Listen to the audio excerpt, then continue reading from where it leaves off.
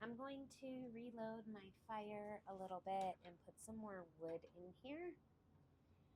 I'm going to be doing some baking, so I want to get my oven up to temperature.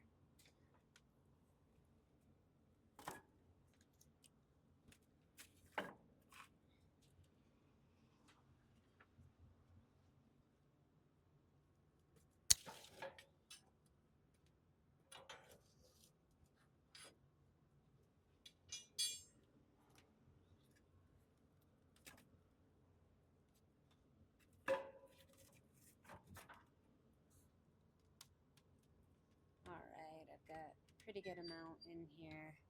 I'm gonna go ahead and close it. And then I'm gonna open up the ash door here so you can see how easy it is to get that flame going during the light up process. So just like that, it takes off like a torch. Super easy to load, to light, to work with. And then basically you just want to sit here for a little bit until the front of your wood fully ignites. And that's going to give you a nice, hot, clean burn. This does multiple things.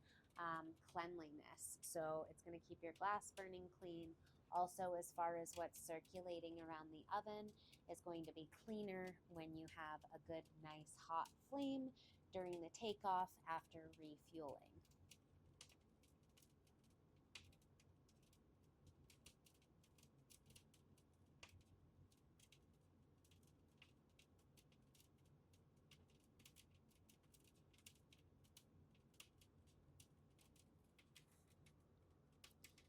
So we're almost fully ignited, excuse me, almost fully ignited to the front of the wood here. And then once I'm there, I'm gonna go ahead and close the door. Just another minute. And this is gonna take us into more of a medium hot burn. I'm not packed as hot as I need to be. What I'm going to be baking today is like a 350 temperature, so it's not excessively hot. So